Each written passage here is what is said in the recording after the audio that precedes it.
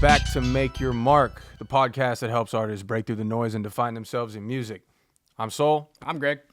And today we got one badass drummer on the pod today. Currently drummer for Emmure, as seen on tour with Chiodos. Currently holding down on drums during the Left to Suffer headlining tour all across the U.S. We got Allard. How you doing today, bro? I'm doing good, man. Thanks for having me. Appreciate you. Absolutely. Yeah, Thanks for coming on. You know, it's a real honor to talk to you. There's a number of different things that I want to talk with you about today, but I just kind of want to, in a general sense, start it off and get to hear from you, what brought you to touring in the first place? Like, I'm sure there's a story about how you found drums, but also, how is it that you ended up in the touring life? We could just start there. Yeah, I honestly, always loved music when I was growing up. I never, knew exactly what I wanted to do. There was, a time in my life where I wanted to be, a UFC fighter, which I could never now. Okay. I could never beat someone's ass and, be happy about it. But, okay. I ended up just getting to a point to where I just started trying everything. And I happened to be at my cousin's house who is, really good at the guitar. And he had drums. He's like, yeah, just fucking sit on them and play whatever.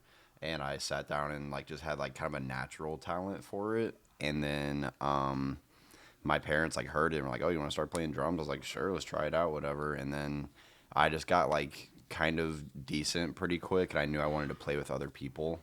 And I just started finding bandmates over from I was 13 to 16, and then I was like, oh, I want to start playing shows. And then I didn't even know what touring was until I started going to shows, And Yeah. and then finally I was like, oh, this could be sick. And I thought I was going to be rich from it, but that's not really a thing. But there's ways to get there, but it's tricky. Yeah. It's tricky. Yeah, but I just started realizing I wanted to get out there and start playing in other places besides St. Louis where I started, and and it just kind of took off for sure.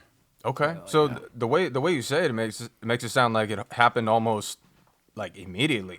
You found drums first, and then you just immediately playing shows sounds dope, so let's just start doing that. Did it all kind of just snowball effect into? Yeah, I started playing when I was 13, and then I started my own band when I was 13, and then And what was that band? We didn't even have a name. We just played music. We didn't we had stuff that was a reminiscent of Slipknot, and then stuff that was very close to Coldplay. It had no genre. We were just playing music to play music. And but then when I turned 16, I started discovering more the metalcore, old A Mice and Men and things like that. And I realized I wanted to do something scene pretty much, and I started a band called A Promise to Burn back then that was very synthy and all just first fret stuff, Okay. crabcore type stuff. And we started touring, and then I just kept I guess in St. Louis, I was just kind of known as the guy that could play with everyone, and people started hitting me up, and I started just slowly getting to bigger bands, and then that's how it happened pretty much. Yeah. Damn, that's gotta feel so validating. Yeah, for sure. I literally just kept filling in for people. I was like, I just want to play music, dude. I don't care what it is, and I was playing for rappers, and I still do, and just any band I could basically, and just until it got bigger and bigger, basically.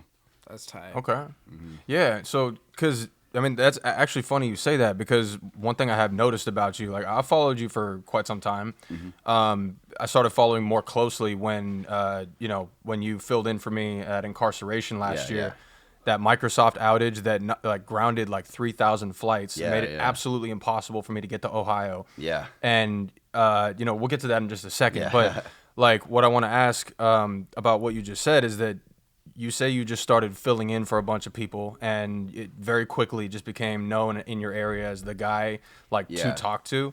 So right now I see you as one of the most hired drummers in our space, at least. I have to be up there, I think. You're a great thing. That's yeah, you're with Emmure right now. Yeah. I mean, I've seen you on a bunch of big tours. Even right now, you're booked out almost till June this year. I'm pretty much totally booked out for the year. I just got word actually today that Emmure is doing something in the spring, and it's somewhere overseas. I don't want to say, but it is somewhere overseas. We're doing something in the spring. But yeah, that was the last chunk of time I had free for the rest of the year, and it just got booked today. So amazing. Yeah. Yeah. So I guess along that vein, like what would you say to not even just drummers, like aspiring artists, people who want to be on the road, people who want to be doing what we're doing? What would you say to them if they want to end up in that position, being hit up by bands and, you know, being hired to hit the road? Yeah, what yeah. what do you think they should be doing to like posture themselves to where bands need a drummer or an artist or anything and they go to you? Right. For real, you just gotta like keep putting yourself out there. Like I never, like we live in the age of like social media now, where like that's like the most valuable tool to anyone that wants 100%. to put their name out, you know, towards anywhere. So like Yeah. like in any field, not just music. And yeah, like I was literally just doing videos and just praying people would see it, you know, and like just kept doing them, and then like I would play any show I could. I'd play it, you know, Pete's Bar and Grill or whatever the hell, you know, like I didn't care. I was just playing music and like to meet people, and the connections are like the biggest part, you know, like it's so valuable to like know people that are gonna help you, and you're not gonna meet those people unless you put yourself out there, whether it's talking to people here or whatever, you know, like people are so scared to talk or like to put themselves out there because they're scared of rejection, but like Right. the worst someone's gonna say is no, and if they say anything worse, then they're not someone you want to communicate with anyway.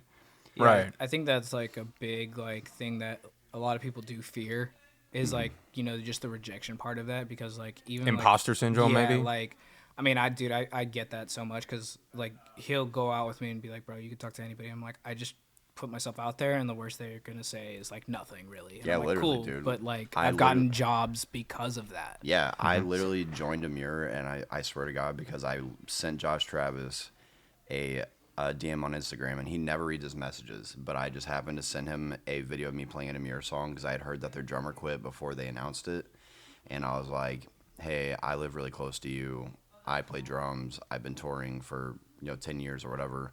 And I was like, I want to play drums for Emmure, and he happened to just be online right when I sent that message. Like I swear it was like the perfect timing of everything. That's great. And I swear to God, the first thing that he sent to me was like the eye emojis, and then I sent him them back, and then he said, "Do you want to go to Europe?" And that was like sealed the deal. Yo. Damn.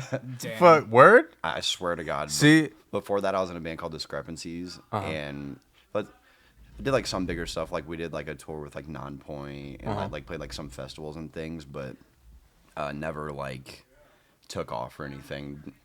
They're still grinding and stuff, and they're killing it. They're like my best friends. But yeah, like I jumped from that to Emmure just literally from a DM saying, "Hey, I want to play drums for you," and like that's like because I knew the worst was gonna happen. Is I was gonna get like either told no or left on red. And who cares about either of those things? Yeah, Who cares? Like- It's literally whatever. Yeah, so for the people at home, just so you know, I mean, we've said this multiple times, you know, you're confirming it right now. That is the way to get yourself out there. Honestly, it's as simple as that, because in the music industry, in the touring industry, it's really about if you got it, somebody will put that to use. I mean, dude, you never know who you're really talking to. I mean, Isaac Juarez, like, was talking to him all of the Fire from the Gods tour, just BSing with him, and then next thing I know, I get a phone call, "Hey man, do you want to go work Aftershock?" And I'm like, Hell yeah. yeah, Exactly. sure. Yeah. So it's like you just really know, like, don't know, like you can have one conversation with somebody and they're like, I fuck with you, and then Well, and then something from can happen. that, then like at Aftershock, you talk to anyone there, and you meet more people that are bigger than Right. Fire from the Gods, and you meet people that are bigger than that band you met there, and whatever Right. on and so forth, and you end up in the best position you can be in just from not being scared to put yourself out there. That's literally Yeah, and it's like you really do gotta like be okay with the rejection side of it. I think that's like a big thing. You just can be like, fuck it, dude. I'm just gonna go out there. I'm gonna do the thing, and if people fuck with it, people fuck with it. It's the same thing about doing music. Like I'm gonna Yeah. make the music I enjoy. If people fuck with it, tight. If they don't, okay, well then I'm just Yeah, gonna keep and going. and I mean, not to mention like the bands that we're talking about that will that will put you on. That's how those bands got there too. Like it's we're not talking about industry plants right now. We're not talking about people who the labels picked up and say we want to make you a star, because that rarely ever happens these days. Sure. It's just about putting yourself out there, and like right place, right time is one thing. You just told a story of 100%, one hell of a right place, Yeah, right time literally, moment. So that's amazing, but you're not going to find those moments if you're not consistently putting yourself out there, because you're a drummer, I'm a drummer, you're a vocalist. You have all kinds of skill sets that could be applied to the touring world, and Yeah. you just have to make sure that people know on a daily basis, I can do this. If you need it, I'm there. Yeah, And that exactly. every single day until yeah. somebody puts you on, and then all of a sudden you're in the position to put someone else on. And we just consistently bring people up with us. That's how this shit works. It's so weird because like it really is 3 degrees of separation. Like when you actually realize it, you're like, oh, bro, like this is crazy. Like 100%. I know Caleb from 4 or 5 tours ago. Yeah. And like he was out here, and like, oh yeah, what's up, dude? Oh hey, what's up, man? I'm like, Okay. You're talking about Caleb Joshua, Yeah, CBM like official. from, like- Shout out Caleb. Caleb's the dog. Yep. I met him with Miss May Okay, there you go. because he was out He's the here, man. and then he was out here for that, and then I seen him again when Traders was around, and I was like, oh shit, like. We love Caleb. I'm like, bro, man. it's literally the craziest thing. I'm like, that's wild. And I'm like, I just met him once, and we've known him since then.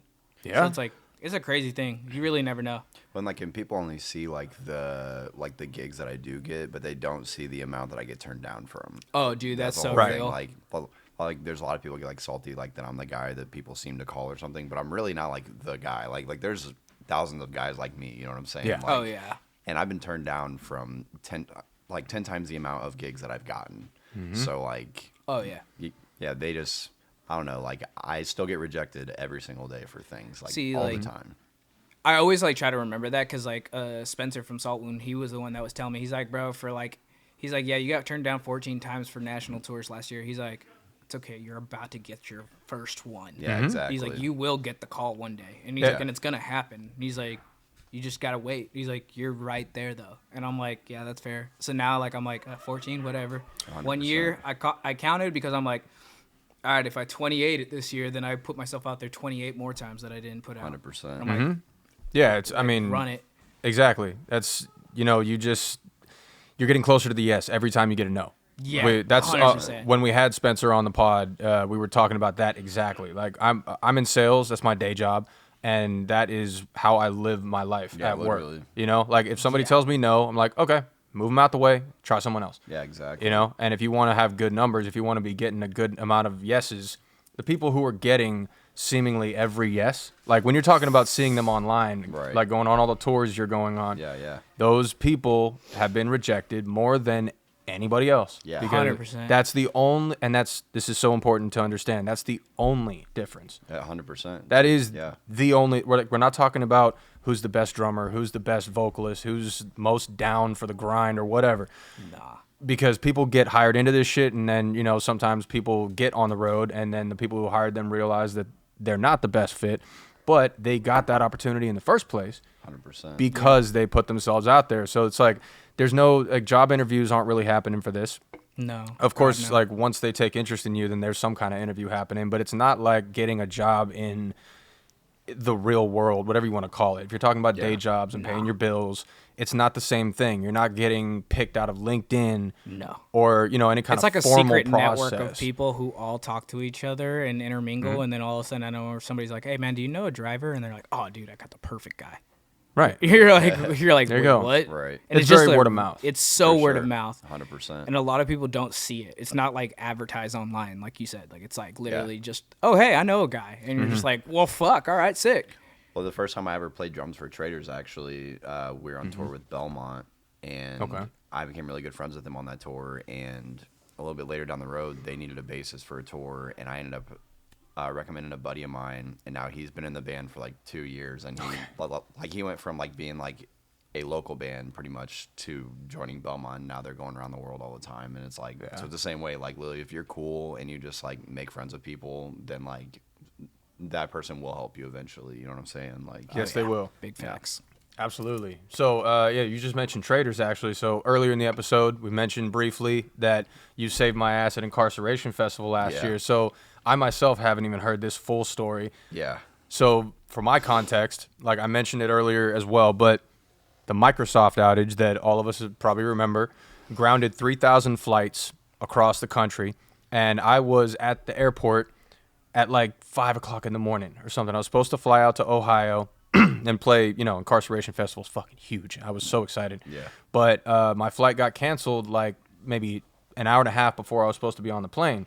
So I was texting Trader's manager at the time and just saying, yo, I don't know Right, if yeah. I might be stuck here, So I told him, and then he told Tyler and Alan, and they ended up telling me that you had agreed to take the slot, and you I mean, I want to know how many hours you had to get ready to go on stage, because I know you drove out from where you were to the festival and you learned the set and all that within a matter of 24 hours or something. Go ahead and tell that story. Well, I had thankfully filled in for Traders already before, so that helped me about 90% of the way. But I remember very distinctly that day I woke up super early for zero reason at all, and I was like, oh, I'm up early, awesome, but then ended up screwing me later because this happened. But I went that night. It was my best friend's birthday, and me and him were going to see a movie. And we got up to the movie theater, which is 45 minutes from my house. And I got a call from Josh Herman, the bassist, and he was like, hey, what are you doing tomorrow? I was like, oh, I don't know, what's up? What are you doing tomorrow, bro? You want to kick it? Well, and there's definitely a misunderstanding, because he was like, oh, yeah, we just drove up here to incarceration. He explained the whole situation. He's like, we drove all the way up here, 12, 13-hour drive, whatever the hell it is. And then he was like, our drummer can't make it. And he was like, so I know you live close to here. I was just wondering if you wanted to pop over and play real quick. And I was like, I don't think that's that close. And I looked up on GPS, and it was 9 hours drive for me. And I was like, yeah, dude, I'm going to see a movie right now. It's a 9-hour drive. I just don't know if I can make that happen. He's like, all right, man. And then we were texting back and forth, and they were had some options. Then they ended up, none of them were working out. He's like, yeah, I think we're just about to cancel. And they're super bummed. And I was like,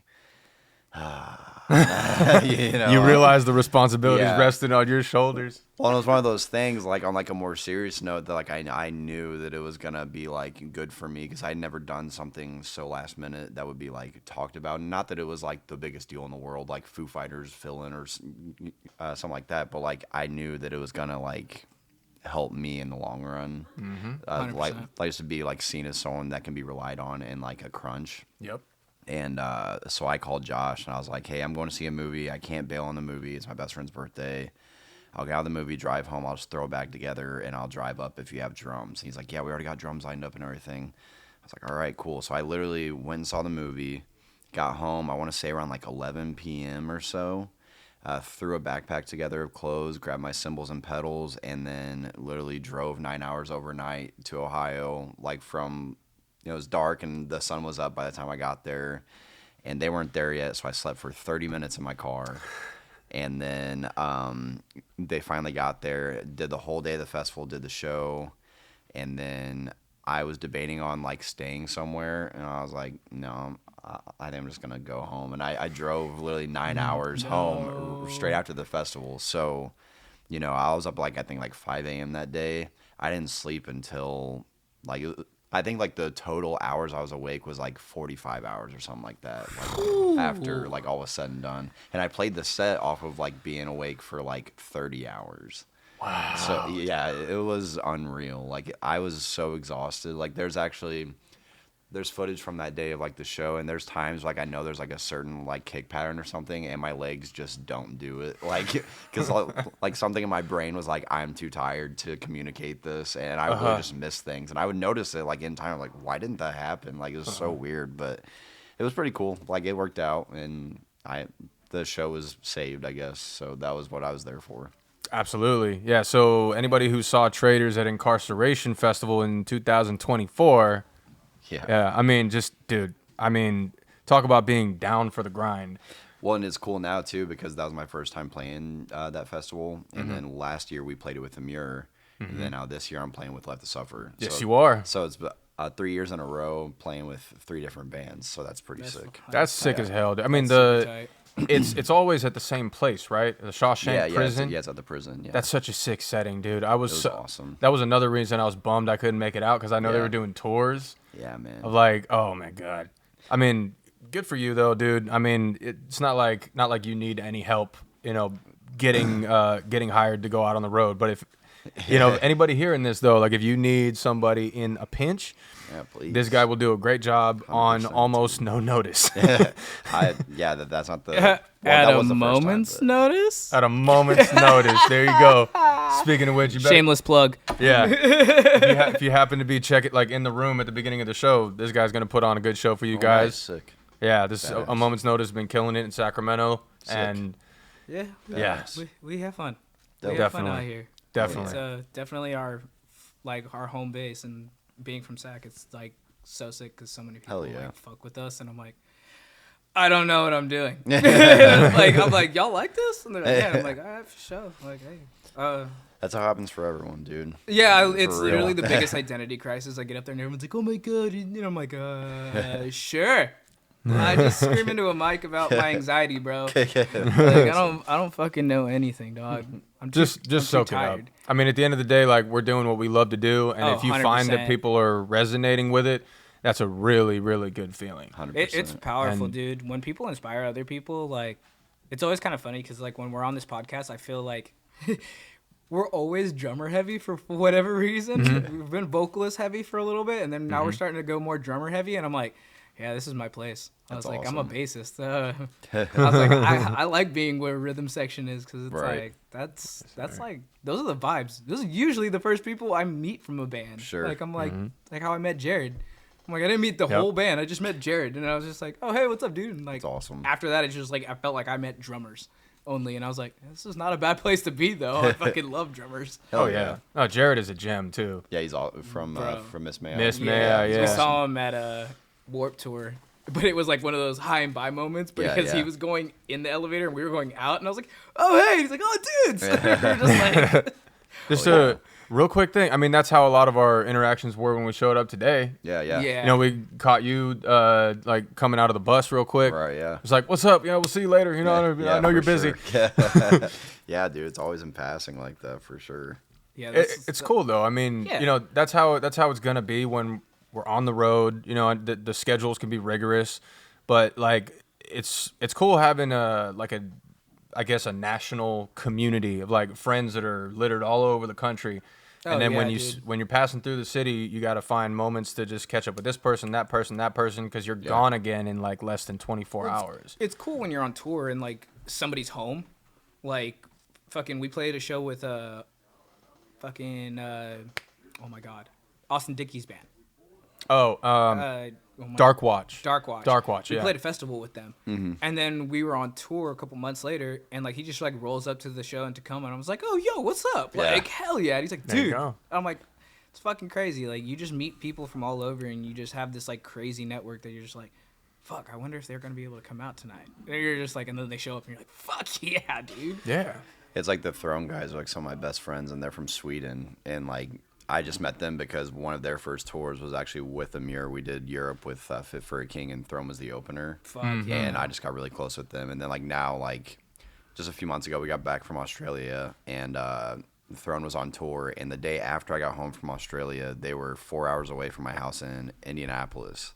And I was so tired, but I was like, I have to go see them. Like, I have to go hang out, you know? Like, Yeah. cause like, I was just thinking like, I was like so beat, and that was my only excuse to not go. So I was like not to be like dark, but like if something happened to one of them or something, and I chose not to go that time because, you know, I was too tired or something, or I like just didn't Right. feel like it, then I'd like hate myself forever that I didn't get to go like see my friends because I was too tired or whatever. You know? Honestly, though, that's enough. valid because like we bring up the story a lot, but like look at like TGI. right, Like, right, yeah, people exactly. that were on that tour, they never knew that the last dap up before all that happened dude, was for gonna real. like that's what was gonna happen. So Yeah. it's like 100%. it's one of those things you just kind of be like, yo, dude, like, yeah, I can swing. Yeah, yeah, sure, I'll exactly. be Yeah. tired, Yeah, but like, who cares, bro? yeah, you're like, I'm not gonna see them for another 6-8 months. Like, Exactly, Why yeah. not roll through? Yeah. And it's like, yeah. 100%. I'm like, if you're stuck at work or something, that's like different. Sure, but if you sure. have the ability to, like, go see your homies. 100%, Go say hi. dude. Like, they're gonna be just as stoked to see you as much. Like, Yeah. you'll be like, fuck yeah, dude, you I'm a came big out. believer in that for sure, dude. Big time. It's worth it to grab the moment Oh, for sure 100%. because that's another thing about, you know, having friends all over the country is like you're in their area and you make the time to come out, like have that personal connection. Yeah, for you know, sure. even just for like a drink at the bar during the show or Yeah. something.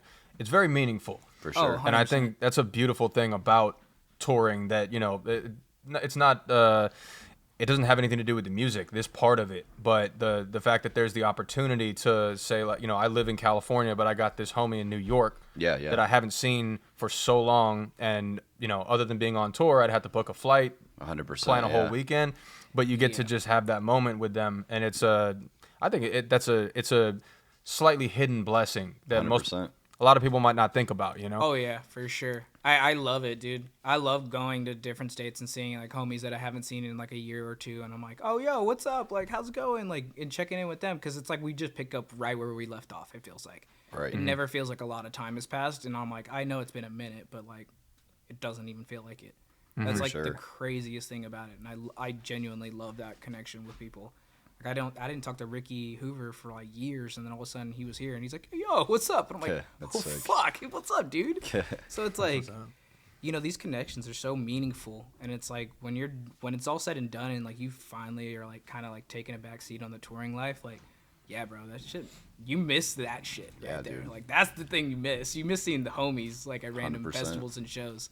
Yeah, for us, the ones being on the road, I would say that's the part that I would miss the most. Besides, obviously, being on stage, like that's obviously why we do it in the first place. Yeah, that's a given. Which, since we haven't touched on it too much on this episode yet, we're not going to be here forever. So I wanted to ask, like, about the tour you're on right now. Mm-hmm. You guys are starting to close out, right? There's Getting there, yeah. We had like a week left. Something like that. So how's it been so far? And I mean, anything you want to say to Left to Suffer for bringing you out on this one? Like, how's this tour been going? It's been sick. I knew Taylor from he was coming out to Emmure shows, and I met him at one of those, and we just got along really well. And then they had lost their drummer a few months ago, and I just kind of reached out and I was like, hey, I'm free if you guys need something for that. And he was like, yeah, for sure. Let me talk to the guys. And I'd never really met the guys before, but we all practiced. I actually didn't get to practice the set at all until I practiced with them for the first time, because I broke my ribs like a month before. So I am still battling that a little bit, but yeah, and we just started to rip it, and it's been going great, dude. They're awesome. I'm gonna probably stick with them for as long as I can and do everything I can with them, and they have a lot of big stuff going on. I'm super proud of them too. I've known Taylor for like a few years now, like I said, and I've seen the band grow pretty quickly. Yeah. And they fucking rule. So it's been a lot of fun. I'm looking forward to doing more for sure, especially like Incarceration. It's gonna be awesome. Definitely, man. Yeah, man. Tight. Yeah, Left to Suffer are some real move makers. Yeah, they're dope. yeah. I've been watching their come up as a fan over the years, obviously, and I mean Tyler Shelton and Taylor are really close friends, they're obviously. Oh yeah. So he, I think we were in San Fernando Valley or something like that. It was a Southern California stop on the Traders headliner last year, and Taylor popped out, and it was, I mean, first of all, it was cool to see him in person because I've been following him online for so long, but he's just a chill dude, you know? is. Like He's hella funny. as much So- as much work as he puts into his craft, like he's still just, he seems level-headed. He's doing his thing, and I mean, I there's think a that's lot like- to look up to there. For sure. He's as we're like the bigger musicians and bigger vocalists and stuff like that, like we really do, like as you like grow in music, like kind of like holding yourself in a really different way than a lot of people, but still being as approachable as them. Yeah. Like that's massive. Like Right. you could just go talk to Taylor and he's like, yeah, what's up? And he's just he's the man. mad chill about it. Like I love that. Like just meeting him at Aftershock and then being like, oh, what's up, dude? And him and I are just bullshitting, and it's like, oh yeah, I saw him for 2 days straight. Yeah. And like he's one of the nicest people I've ever he's met. He's awesome, dude. hilarious though. He's badass. That's one thing I could say that I love about metal and hardcore specifically. Like, it's not just metal and hardcore, but one thing I notice consistently in that space is that you'll see people who are they're looked up to by thousands, tens of thousands of people for what they do, but it's not like, it doesn't feel corporate. Like, like in pop or country where, there's labels around you. You got kind of insulation from your, from your fans. There's kind of a separation there. For sure. But for people that we end up around on tour, it's just, people who've gotten there just of their, like, because they're the ones grinding, because they made that happen. And I love the organic the organic energy that comes along with that, where they get to say, we did this because we love the music and because we created the connections and the fans want to come see it. So let's just make it happen. It's very organic. Sure. I mean, like you're a good example of that as well. I mean, you've been on tour all over the world, dude, but you're just a chill dude. You decided to give us 30 minutes of your time to always, dude, just to chop it up about what you're doing. And, we love that. That's what Make Your Mark is about. We like to support that. Hell yeah. Yeah. So you guys having me, man, for real. Absolutely. No, seriously. Yeah. And, in the spirit of that, I mean, obviously you still got a schedule. So, we should probably get to wrapping up here a little bit. So, what are we at so far, Chris? We're at wrap up? Yeah. Yeah. Cool. Yeah, there you go. We chilling. Man, but we super appreciate you. Like, dude, and I seriously, like, I love hanging and love talking about the shit. So, for real. 100%. I mean, I think that's why we made the podcast too. Like, sure. we just love to yap about what we love. 100%. But, stoked to rip this show with you. Yeah, dude, it's I'm fun. gonna open this up and try to get this as violent as possible for Sick. y'all. So, Big tuna on the house. Let's go. Let's go. On that note, y'all, do not forget, like, comment, share this video, subscribe to the YouTube channel, hit the follow button on Instagram. We're going to have more episodes for season 2. We really appreciate you guys. I'm Greg.